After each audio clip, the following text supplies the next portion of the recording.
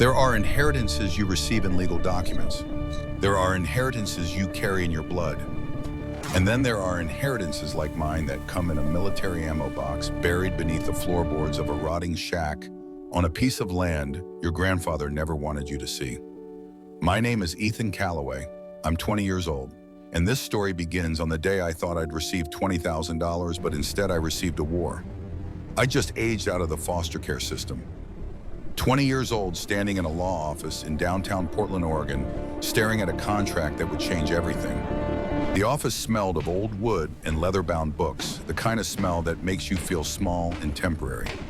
Behind a massive mahogany desk sat an elderly lawyer named Robert Abernathy, 68 years old, with stooped shoulders and kind, weary eyes that had seen too much. He slid papers across the desk toward me.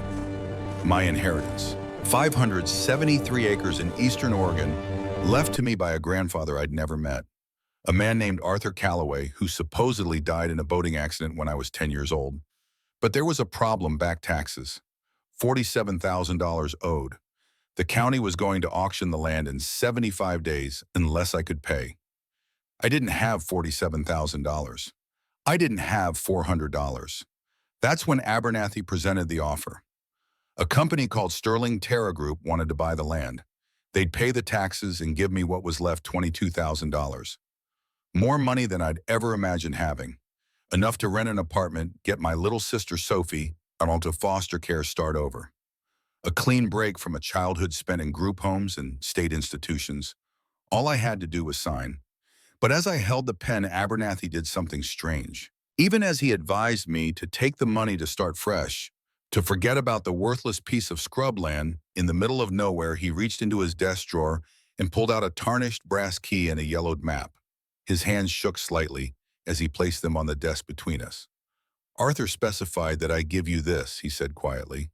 "He wanted you to see the land for yourself before making any decision." I picked up the key.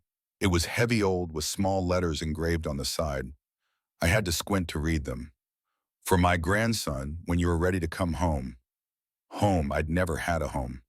"There are questions," Abernathy said, looking out the window instead of at me, "that once you find the answers to them, your life will never be the same. Are you certain you want to know?" I should have signed the contract right then, taken the money, walked away. But that word home echoed in my mind like a bell I couldn't unring. "Yes," I heard myself say, "I want to know." Abernathy's shoulders slumped as if I'd just confirmed his worst fear. 3 days later, I was on a Greyhound bus heading east across Oregon. I'd spent my last few $100 on the ticket. Everything I owned fit in a single cardboard box on the seat beside me. 6 hours from the green, rainy coast through the Cascade Mountains to the high desert plateau on the other side of the state. I watched the landscape transform outside my window. Portland's urban sprawl gave way to suburbs, then farmland, then forest. The trees grew thicker, the mountains steeper. By the time we crossed the Cascades, we'd entered a different world entirely. Ponderosa pines and sagebrush, volcanic rock and endless sky. The kind of emptiness that makes you feel either very small or very free, depending on your state of mind. I was the only passenger who stayed on the bus for the entire journey. Others got on and off at various stops. Families, workers, students, each moving within their own lives, their own stories. I felt like a ghost passing through, not quite real, not quite connected to anything. The bus finally hissed to a stop at what could barely be called a station. Just a gravel patch beside a 2-lane highway marked by a sun-bleached sign that read Pine Ridge, population 847. There was a gas station with a dusty convenience store attached. That was it. The whole town. An old pickup truck idled by the pumps. Behind the wheel sat a man in his 70s with sun-weathered skin and a Korean War veteran cap. He was waiting for me, though I didn't know it yet. "You're the Calloway kid," he said as I stepped off the bus. It wasn't a question. His name was Earl. The lawyer had called ahead, arranged a ride. Earl didn't say much as I threw my box in the truck bed and climbed into the cab. The vinyl seat was cracked and cool, the truck smelling of cigarettes and gun oil and pine needles. As we drove, the paved road ended, turning into a rutted dirt track that wound deeper into the hills. The trees closed in around us, thick forest on both sides, the kind where you could disappear and never be found. "You look like him," Earl said finally. "Your granddad, same chin, Same way of standing even. You knew him. Arthur came here in '95.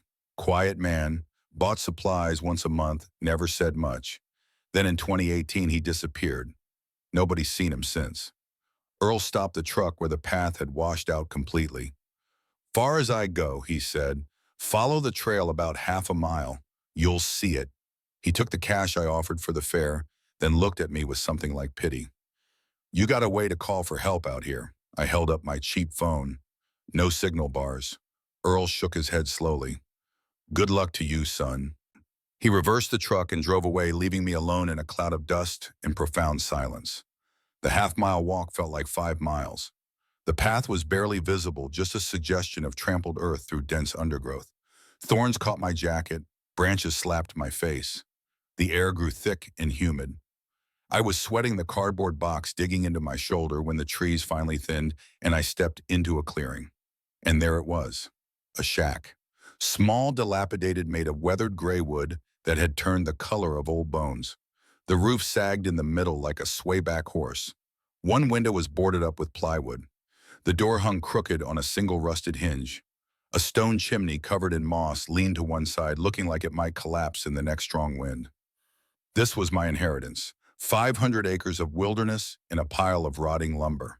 I set down my box and just stood there, feeling the last shred of hope drain out of me like water from a broken bucket. This is what my grandfather had left me. This is what I'd traveled 6 hours to see. This is what I'd almost refused $22,000 for. I should have signed the contract. But then I noticed something else. The silence. In 20 years of living in group homes, foster placements, and institutional settings, I'd never experienced true silence. There was always something: traffic voices, televisions, arguments, sirens. The ambient noise of human civilization was the soundtrack of my entire life. Here there was nothing. Just wind moving through pine branches. The distant cry of a hawk. My own breathing. It was the first real silence I'd ever known, and it was somehow both terrifying and beautiful. I walked to the shack and pushed open the crooked door.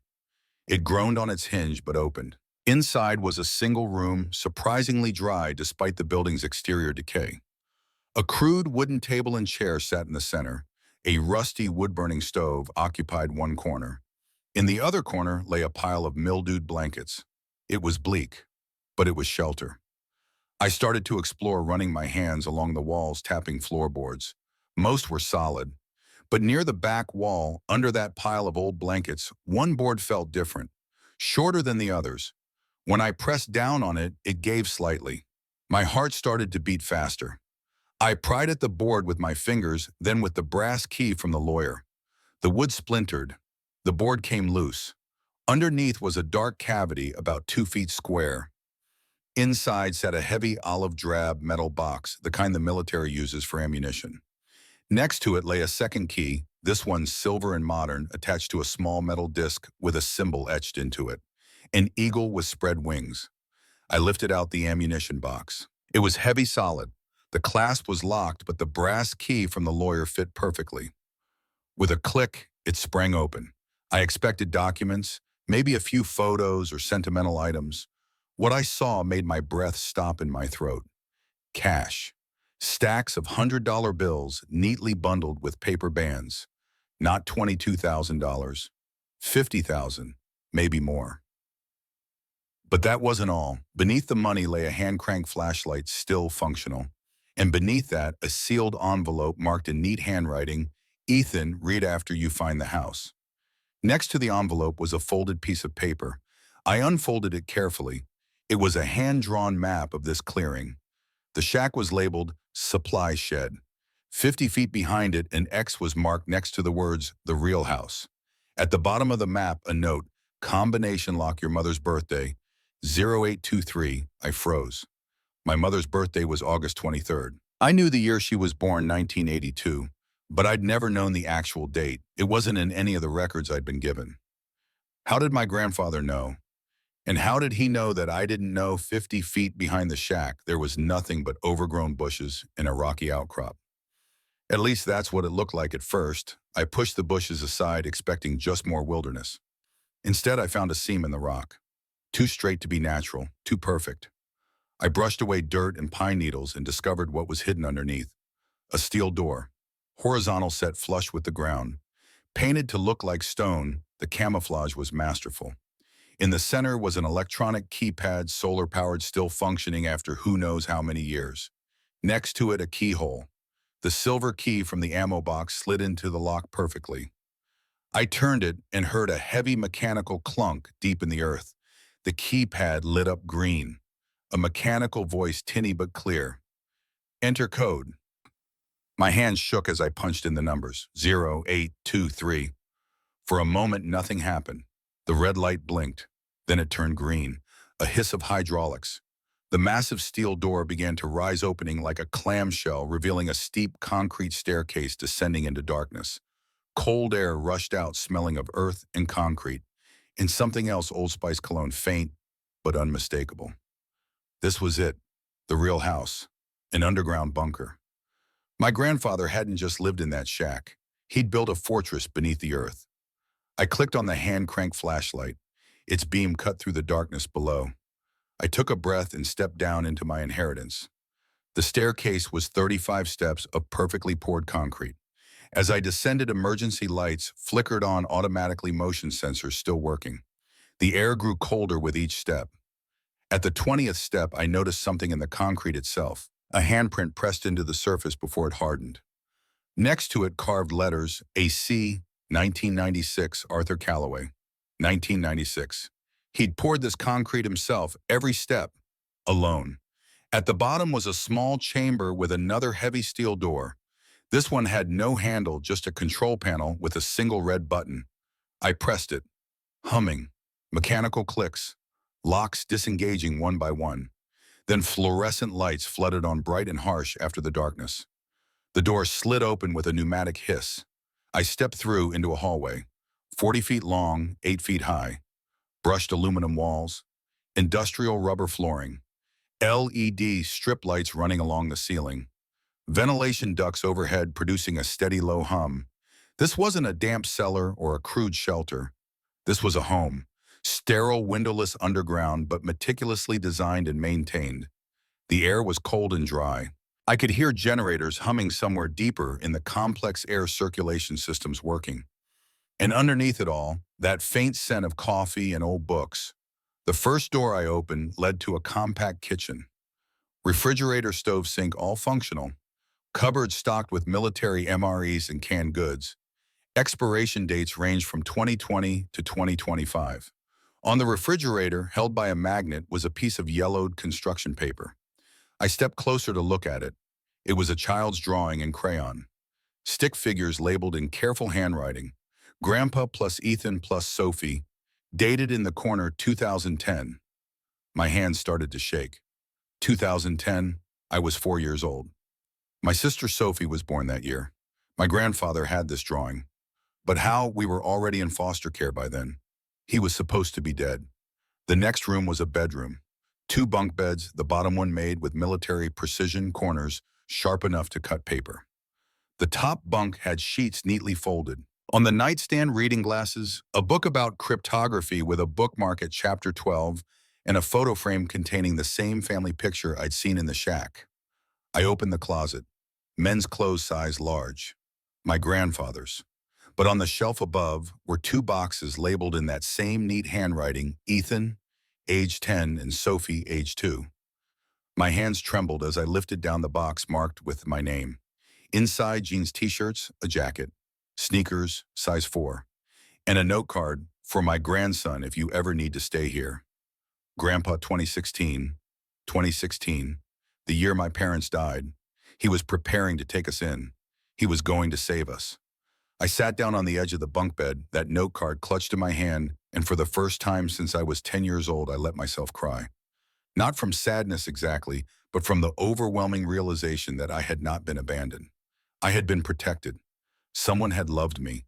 Someone had given up everything to keep me safe. At the end of the hallway was the largest room, a study or living area.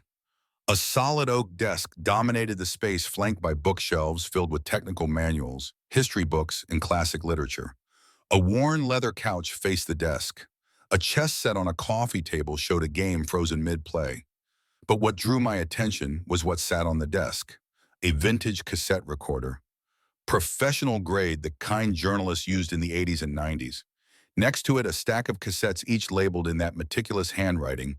Tape number 1, Ethan, Start Here, 2018. Tape number 2, The Beginning, 1995. Tape number 3, Your Parents, What You Should Know. Tapes number 4 through number 10. Various dates and topics, and on top of everything, a sealed envelope. Ethan, read before playing tape number 1.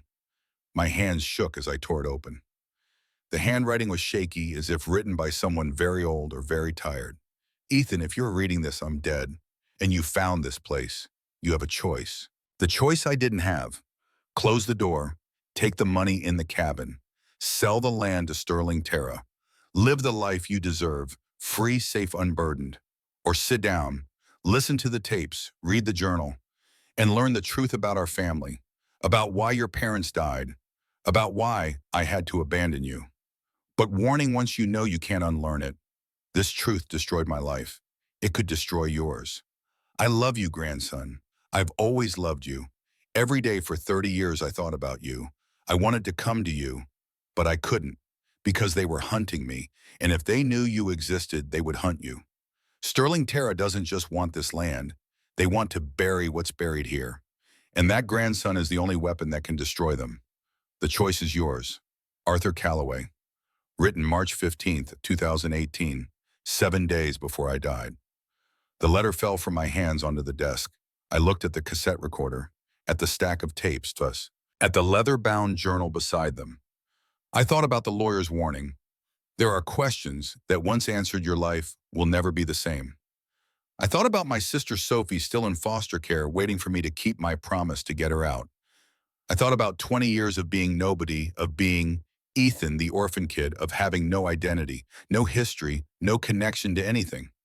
Maybe the answer was here. Maybe buried in this concrete tomb was the truth of who I really was. I sat down at the desk, picked up the first tape, slid it into the recorder. My hand hovered over the play button. In that moment, I understood. This wasn't about money or land. This was about whether I had the courage to face the truth, no matter how brutal it might be. I pressed play. Static crackled through the speakers. Then a voice emerged, aged, weary, but firm and clear. Ethan, my name is Arthur Calloway. I am your grandfather. And this is the story of what I did to protect you. I listened to that tape for 47 minutes. I didn't move, didn't pause it, barely breathed. My grandfather's voice filled the silent bunker, telling me everything. He was born in 1948 in Portland, Oregon, son of a logger and a school teacher. In 1972, at age 24, he joined the National Security Agency. Vietnam was still raging. He wanted to serve his country, but didn't want to carry a gun. Cryptography, the art and science of codes and secret communications, was how he chose to fight. For 30 years, he worked in the shadows, listening to things people didn't want anyone to hear. Soviet communications, Chinese intelligence chatter, Middle Eastern networks. He was good at his job, too good. In 1985, he married a woman named Janet. She had a daughter from a previous marriage, Lisa, 15 years old at the time. My grandfather raised Lisa as his own. In 2004, Lisa gave birth to a son, me, the grandson he would never get to hold. In 1995, everything changed. He was assigned what should have been routine work, analyzing traffic from a satellite relay. It was supposed to be Russian communications, but it wasn't. They were American voices, encrypted, but he cracked the encryption. A conference call, 7 men speaking in code names, but my grandfather was skilled enough to identify them through voice patterns and speech patterns. They were discussing something they called a project. Manipulating interest rates. Deliberately crashing a bank so they could buy it cheaply. Using insider information from the Federal Reserve. This wasn't foreign intelligence. This was domestic conspiracy at the highest levels. He spent 6 months digging deeper. He found a pattern. These 7 men, CEOs of major corporations, politicians, even a federal judge, had been collaborating for 10 years. Billions of dollars had been stolen or manipulated. Thousands of people had lost their jobs, their homes, their life savings, all, so these 7 men could profit. My grandfather called this network the consortium. A shadow government elected by no one, accountable to no one. He did what he thought was right. He took his findings to his supervisor. The man listened in silence.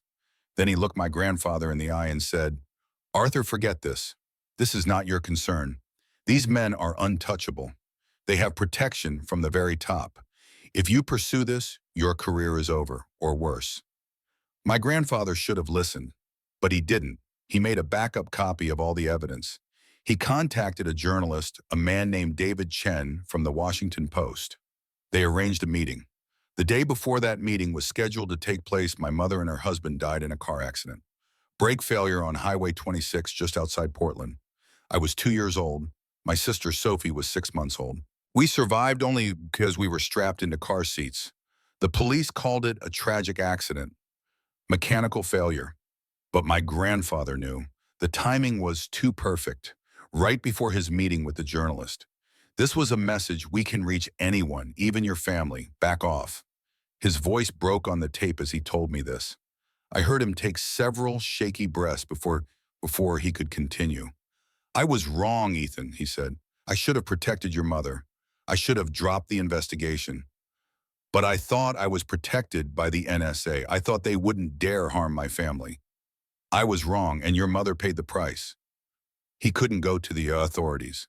The consortium had infiltrated them. He didn't know how deep, didn't know who could be trusted in the FBI or the Department of Justice.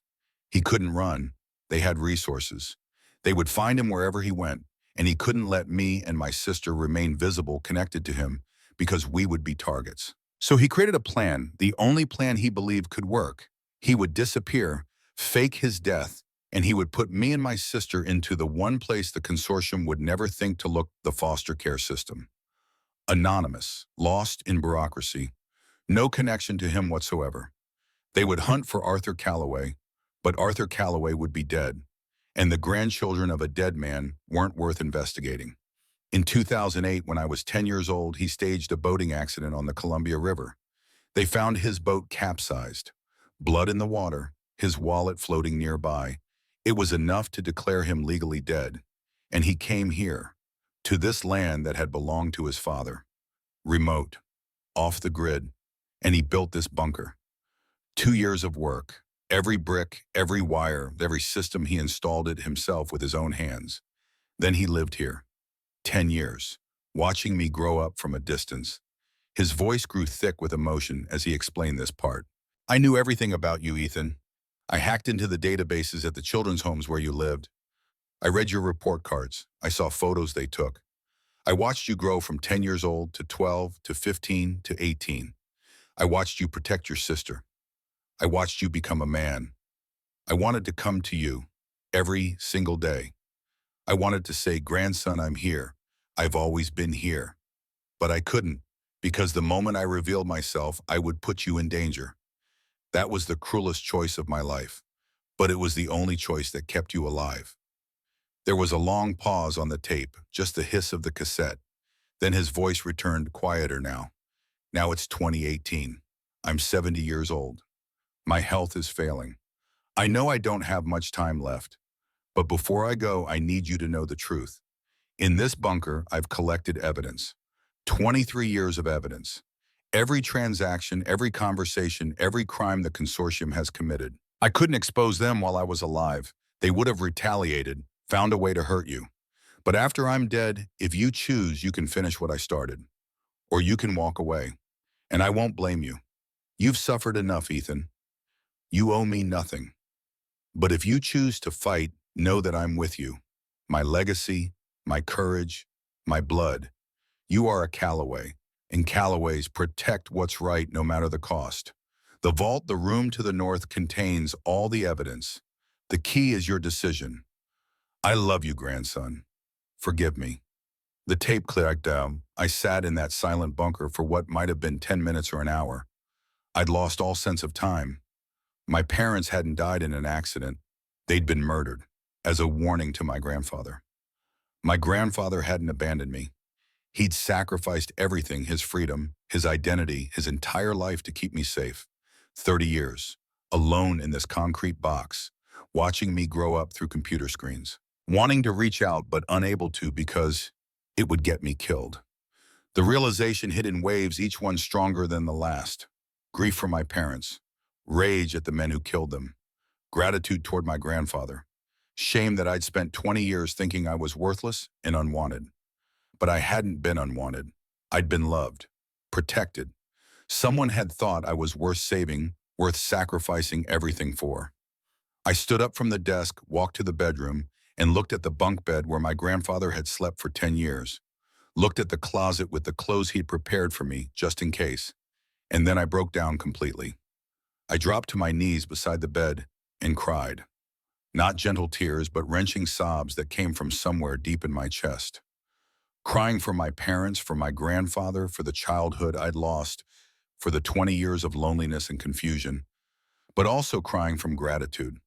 Because now I understood. I hadn't been abandoned. I'd been cherished.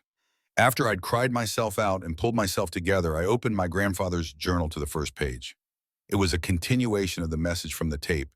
Ethan, the money in the cabin is for your immediate needs.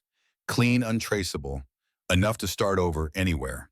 That is one choice, the easy path. But there is another choice, the harder path. In the northernmost room of this facility, you will find the rest of your inheritance.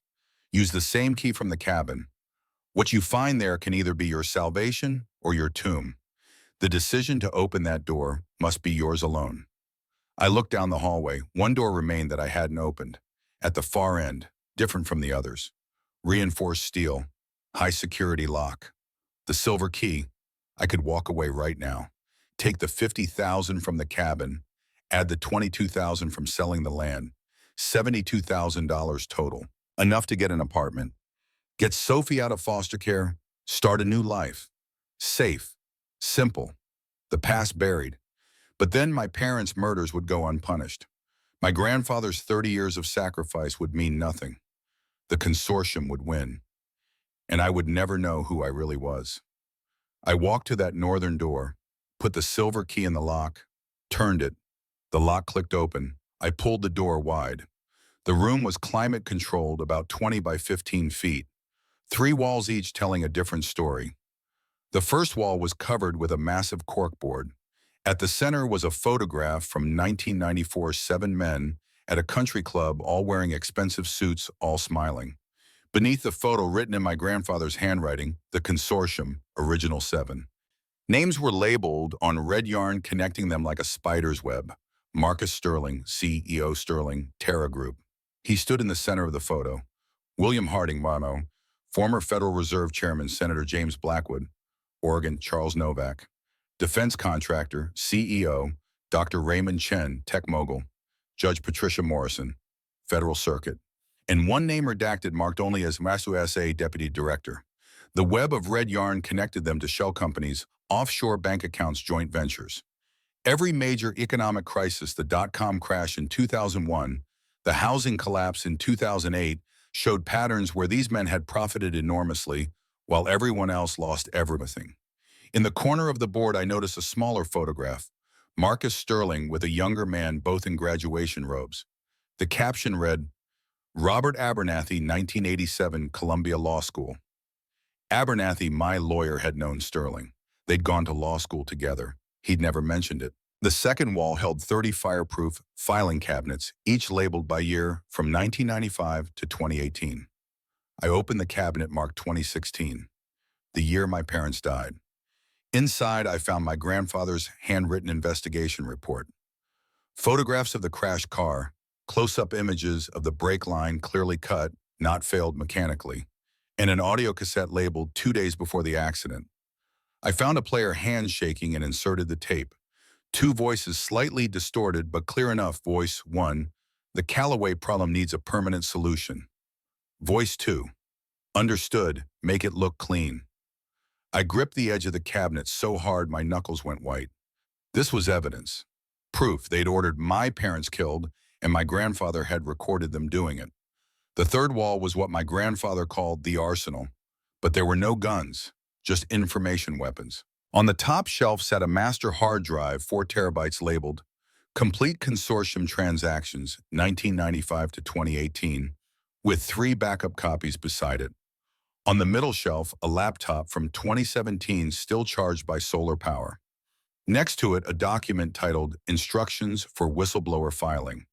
On the bottom shelf, $500,000 in shrink-wrapped stacks of $100 bills and 10 1-kilogram gold bars.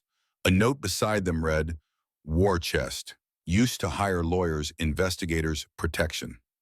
On the desk in the center of the room, my grandfather's journal lay open to the last entry, March 20th, 2018. I know the end is near. My heart hurts more each day. The medication isn't enough anymore. Tomorrow, I'll record tape number 1 for Ethan. Tell him the truth, I'm afraid. Not of dying, but that he'll hate me. I took away his childhood. I made him an orphan, all because I wanted to do the right thing. Was it worth it? I don't know anymore. But I know this. If he's reading this, he's strong enough to handle the truth. And if he chooses to fight, he'll win. Because he has what I didn't have. Youth, innocence, and righteous anger. The consortium fears exposure. They don't fear me, a dead old man, but they'll fear him because he's the victim. He's the evidence. He's the story that can't be silenced. Fight for our family, Ethan. Win for your parents. Grandfather. Beneath that final journal entry, I noticed indentations in the paper like a message had been written on a page that was then torn out. I used a pencil shading technique I'd seen in a movie once, rubbing graphite lightly over the indentations until words appeared. They're watching the land. If you stay, they'll come. Call Abernathy. Code word SCIF7. He'll know what to do. The bunker had a satellite phone hardwired, encrypted. I dialed the lawyer's direct line. 3 rings, then his voice, Abernathy. Mr. Abernathy, it's Ethan. I'm at the bunker. I know the truth. 5 seconds of silence. You listened to the tapes? Yes. You saw the vault? Yes. Another pause. I heard him take a shaky breath. I'm so sorry, Ethan. I tried to keep you away from this. You knew Marcus Sterling, Columbia Law, 1986. I saw the photo. Why didn't you tell me? More silence. Because I hoped you would never have to know. I hoped you'd sign the papers, take the money, live a normal life. I didn't want you to carry the burden your grandfather carried. Tell me everything. He sighed deeply, and then the story came out. He and Sterling had been classmates. In 1987, Sterling had invited him to join his firm, offering obscene amounts of money. Abernathy had declined, wanting to practice real law, not corporate manipulation. They hadn't spoken for 28 years. Until 2015, when Sterling called him out of the blue and offered him $500,000 to persuade Arthur Calloway to sell the land. Abernathy refused, and he warned my grandfather. That's when my grandfather told him everything. About the consortium, about the evidence, about me and my sister. He made me promise, Abernathy said, his voice breaking. He said, Robert, if I die, protect my grandchildren. Don't let them find them. I've kept that promise for 10 years. The anonymous donations that kept your children's home open, I continued those after Arthur died. The birthday money you'd receive every year with no name attached, that was me. I protected you. I kept you invisible. I was stunned. You've been helping me this whole time. I tried, but now that you've found the bunker, everything has changed. He explained that Sterling Terra wasn't just a real estate company, it was a front. Sterling had spent 26 years buying up every piece of land surrounding the Calloway property piece by piece, parcel by parcel, creating a perimeter. Isolating this land, because he knew or strongly suspected that Arthur had buried evidence here. If he finds out you've discovered it, Abernathy trailed off. What will he do? I don't know, but I'm afraid. I told him about the hidden message, the code word. Skiff 7, I said. Abernathy gasped. He told you that. What does it mean? SCIF, Sensitive Compartmented Information Facility. 7 is the highest security clearance in the NSA. That was Arthur's code with me. It means Activate Emergency Protocol. I'm coming to you. Right now, it's a 6-hour drive. Don't leave the bunker. Don't call anyone else. They might be monitoring communications. I'll be there by dawn. Mr. Abernathy, I said, I've decided. I'm not selling. I'm going to fight. Long pause. I thought I heard him crying. Arthur would be proud of you, or he'd think you're insane, maybe both. But you're a Callaway, and Callaways don't run. The line went dead. That's when I heard it. Faint at first, but growing louder. The sound of helicopter blades. Distant, but approaching. I ran to the security monitors. My grandfather had installed multiple hidden cameras around the property. Camera 1 showed a black helicopter with no markings circling above the tree line. Camera 2 showed 2 black SUVs pulling up to the property boundary. 4 men got out dressed in tactical, casual clothing, clearly trained operators. Camera 3 showed them walking the perimeter with electronic devices, signal detectors, looking for electronic emissions. One of them pointed directly toward the rocky outcrop where the bunker entrance was hidden. They knew something was here. They just didn't know exactly where yet. My heart hammered in my chest. They'd come already. How did they know I'd found it? Then I realized. The satellite phone call. They must have been monitoring for any electronic activity from this location. I checked my grandfather's notes on the security system. He had emergency protocols. Protocol Alpha gas release. Tear gas would flood the entrance chamber. Non-lethal, but would force them back. Protocol Bravo, electromagnetic pulse. Would fry all electronics within 50 feet, including their communications and vehicles. Protocol Charlie, lockdown sequence. Would seal all doors with reinforced steel for 12 hours. But it would trap me inside too. Protocol Delta, silent alarm to an unknown backup system. A note beside the switches. Only use if life or death. Alpha buys time. Bravo isolates them. Charlie traps you but keeps you safe. They'll need 6 to 8 hours to drill through the steel. Delta calls for help if help exists. Yes, all 4 for maximum defense. I watched the monitors. The men were setting up camp. This wasn't a quick look. This was a siege. I didn't have a choice. At 3 in the morning, the alarms blared. I jerked awake from an uneasy sleep on the couch. The security monitors flashed red. Camera 1, 6 figures in full tactical gear approaching through the trees. Camera 2. Thermal imaging showed they were carrying shaped charges. Camera 3. They'd breached the perimeter fence. I heard their radio communications through my grandfather's interception system. Team Alpha in position. Confirmed target location. Affirmative, or fair. Bunker entrance identified. Rules of engagement. Retrieve hard drives, neutralize subject if resistant. Neutralize. They were here to kill me. I ran to my grandfather's weapons locker.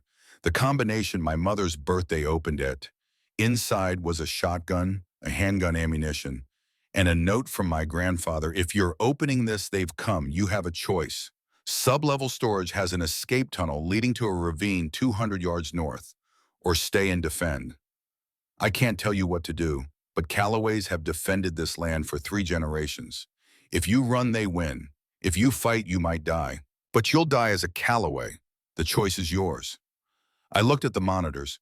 They were setting up the shaped charges at the bunker door. 30 seconds until breach. I picked up the shotgun chambered around. Okay, grandfather, we do this your way. I ran to the control panel and flipped all 4 emergency switches at once. The shaped charges exploded, blowing open the outer door. But immediately tear gas flooded the entrance chamber from hidden vents. The tactical team stumbled backward, coughing, eyes streaming. They hadn't expected chemical defense. Then came the electromagnetic pulse, a deep thump that I felt in my chest even underground. Their radios died. Their night vision died. Their vehicle electronics died. The main steel door, 8 inches of reinforced metal, slammed shut with hydraulic force. 12 massive bolts engaged. The panel showed sealed, 12-hour timer activated. I was trapped, but I was safe. Protocol Delta activated silently. I had no idea what it did, but somewhere a signal was sent. I watched on the monitors as the tactical team regrouped, confused and angry. Their communications dead. Their vehicles disabled, stranded in the wilderness 15 miles from the nearest town. They'd have to wait, and so would I. What I didn't know was that Protocol Delta had sent a signal across the country to Fort Meade, Maryland, to the National Security Agency headquarters, to a woman named Ellen Marsh, Deputy Director, 58 years old, who had worked with my grandfather from 1985 to 1995. She'd been one of the few who believed his findings about the consortium. When he'd faked his death in 2008, he'd contacted her one last time, given her the emergency code for Protocol Delta. If the bunker is ever breached, he'd told her, the signal will reach you. It means my grandson is in danger. Please help. For 10 years she'd been waiting. At 4:37 a.m. Eastern Time, her secure phone rang. Automated message. Skiff 7 breach alert. Callaway site compromise. She made one phone call. Authorization code Marsh Alpha 7. Immediate air support to Eastern Oregon. Within 15 minutes, 2 Black Hawk helicopters lifted off from Joint Base Lewis McChord in Washington State. 90-minute flight time. At 5:45 a.m. I heard new sounds through the bunker's external audio system. Heavy helicopter rotors. Military, not commercial. I looked at the monitors, and couldn't believe what I was seeing. 2 Black Hawk helicopters with U.S. military insignia landing in the clearing. 12 operators in full tactical gear emerged. FBI hostage rescue team. A man in his 50s stepped forward with a megaphone. FBI, you are on federal property under investigation. Drop your weapons and identify yourselves. The tactical team's leader tried to claim they were private security hired by the property owner. The FBI agent pulled out a tablet. Interesting, because bunker security cameras uploaded footage to cloud backup 47 minutes ago. Footage of you planning explosives. Footage of you ordering to neutralize the subject. You're not securing property. You're committing attempted murder and terrorism. One by one, the tactical team was forced to their knees, handcuffed, arrested. I checked the control panel. There was an emergency override option. Code my sister's birthday. February 14th, I entered it. The locks disengaged. The door slid open. For the first time in 5 days, I walked up those concrete stairs into sunlight. The FBI agent was waiting for me. Mr. Callaway, I'm Special Agent Thomas Wright. Are you hurt? I'm okay, I managed to say, squinting in the dawn light. A woman stepped forward, professional, authoritative, but with kind eyes. Ethan Callaway, I'm Ellen Marsh, NSA. I worked with your grandfather. Arthur was one of the finest men I've ever known. He's been saving you your entire life. Now it's our turn to finish what he started. 3 days later, I sat in a cafe in Seattle with Abernathy and Agent Wright. We were meeting someone, a woman named Alice Kimura. She was 34, a senior accountant at Sterling Terra Group. She'd reached out after seeing my story, which I didn't know had gone viral yet, but apparently it had. Sarah Chen, an investigative journalist for The Guardian, and the daughter of the journalist my grandfather had been trying to meet in 1995, had heard about everything.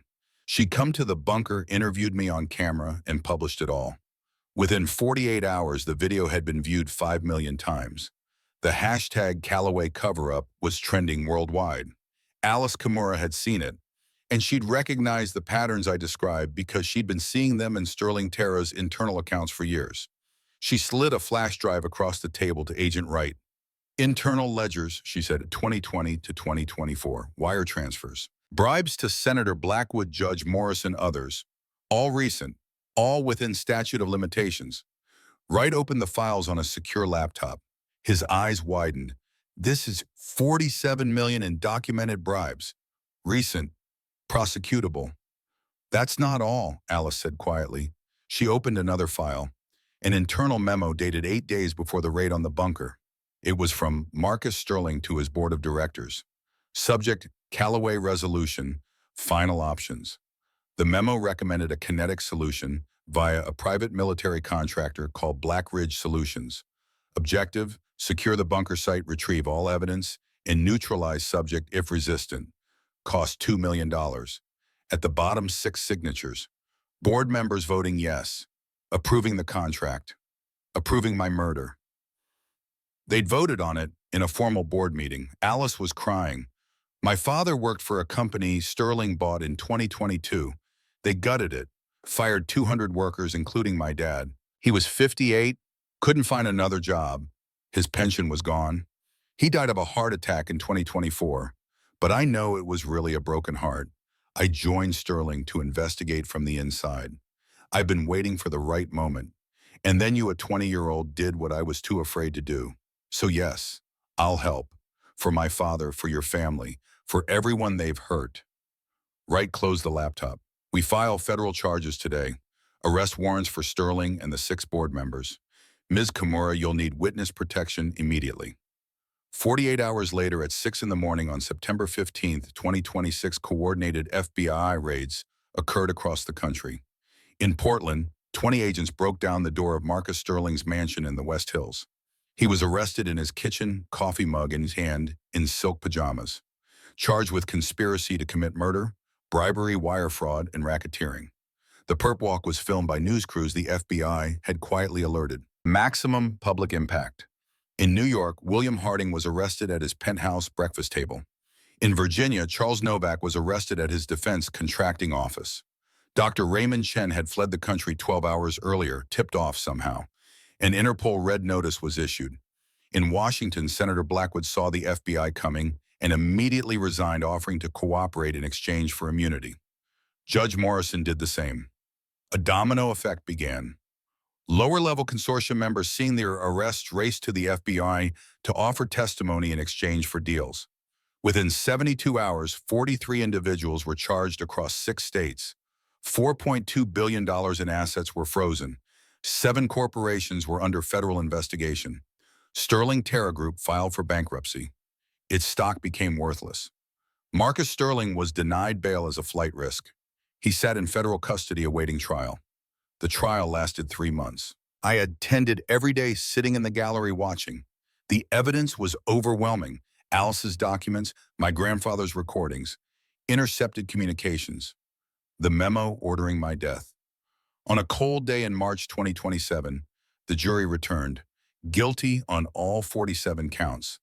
The judge, a stern woman in her 60s, read the sentence, Marcus Sterling, you orchestrated a criminal enterprise spanning 3 decades. You corrupted officials, manipulated markets, destroyed countless lives. When a young man threatened to expose you, you ordered his execution. The sentence of this court is 35 years in federal prison, without possibility of parole. Sterling was 55. He'd be 90 when released if he lived that long. Before the bailiffs led him away, he turned to look at me one last time. I hope it was worth it, he said. I stood up so he could see me clearly. It was, for my parents, for my grandfather, for everyone you hurt. He looked away and was let out in handcuffs. The court established a victims' compensation fund. $1.8 billion distributed to families affected by the consortium's schemes over 3 decades. Alice Kimura's mother received $200,000, her late husband's lost pension and damages. I was awarded $8.5 million as the whistleblower whose evidence made it all possible. I stood before the media outside the courthouse and made a statement. I didn't do this for money, I did it for justice. But I'll use this reward to honor my grandfather. I'm establishing the Callaway Foundation. It will support foster children, protect whistleblowers, and fund investigative journalism. Arthur Callaway lived 30 years in a bunker to protect the truth. Now the truth will protect others. 1 year later, in September of 2027, I stood with my sister Sophie on the ridge above the bunker. The land had transformed. The bunker was no longer hidden. It was now a museum open to the public twice a week. Inside, visitors could see how my grandfather lived, hear his story, understand his sacrifice. A sign at the entrance read, "The Callaway Bunker, where truth survived." But the real transformation was on the ridge above. There stood a house, 2 stories built from wood and stone with large windows that let in light, solar panels on the roof, a wraparound porch with comfortable chairs, and a front door painted bright blue. My sister Sophie had dreamed of that blue door when we were still in foster care. My grandfather had designed this house. I'd found the architectural plans in a sealed drawer in the bunker dated 2010. He'd been planning for us, hoping that someday we'd be here safe, free together. Now we were. Sophie was 13 now, thriving in school, passionate about robotics and coding. She wanted to be a cryptographer like our grandfather. But not hidden, she'd said. Public, proud, making him proud. I was 21, enrolled in law school at the University of Oregon, specializing in whistleblower cases and corporate fraud, learning to fight with the law instead of shotguns. The Callaway Foundation was supporting over 200 foster children in its first year. Inside our house, on the mantel above the fireplace, were 3 photographs. My grandfather in his NSA uniform, young and idealistic. My parents at their wedding, laughing and in love. Me and Sophie, recent photo, finally together, finally home. In the study upstairs sat my grandfather's desk from the bunker, his journal in a glass case. The cassette recorder still functional, displayed beside it. Sometimes I'd play the tapes listening to his voice, feeling his presence. On an evening in September as the sun set over the Cascade Range, painting the sky in brilliant oranges and purples, Sophie and I sat on the porch. Wind chimes, the ones my grandfather had made and hung in the bunker, now hung from the porch beam, making soft music in the breeze. Sophie looked up from her sketchbook where she was designing some kind of robot. "Do you think Grandpa can see us?" I looked out over the valley, 573 acres of wilderness, golden in the sunset light. Our land, our home. "I think he can," I said, "somehow." "Do you think he's happy?" I smiled. "I think he's happier than he ever thought possible. For 30 years he lived to protect the truth. Now the truth is free, the bad guys are in prison, and we get to live the life he couldn't have. Open, honest, together." Sophie leaned against my shoulder. "Thank you for not giving up." "I never could. We're Callaways. We fight for what's right." The sun dropped below the mountains, and the first stars appeared in the darkening sky. Inside the house, lights glowed warm and welcoming. For the first time in my life, I was home. Years later, visitors to the Callaway Bunker Museum would press play on that old cassette recorder and hear my grandfather's voice. "You are a Callaway, and Callaways protect what's right no matter the cost." And young people foster kids, whistleblowers, anyone who'd ever felt powerless would listen and understand. Some battles are fought in silence, but their echoes change the world. The Callaway Foundation grew. Ethan graduated law school in 2030, became one of the nation's leading whistleblower attorneys. Sophie was accepted to MIT in 2032, studying cryptography and computer science. The bunker remained open, a reminder that truth, however buried, will eventually surface. That one person with courage and evidence can challenge empires. That sacrifice isn't meaningless when it's made for love. And that home isn't a place you're given. It's a place you fight for, a place you build, a place you choose. And so the story of the Callaway inheritance ends not with treasure or mansions, but with something far more valuable: truth uncovered, justice served, family reunited, legacy honored. Arthur Callaway spent 30 years in darkness so his grandchildren could live in light. He died alone so they could live together. He gave up everything so they could have everything that truly matters. And in the end, the inheritance wasn't the land or the money or even the evidence. It was the courage to do what's right, the strength to finish what others started, the knowledge that you are never truly alone if someone somewhere loves you enough to sacrifice everything. That is the Callaway inheritance, and it echoes still.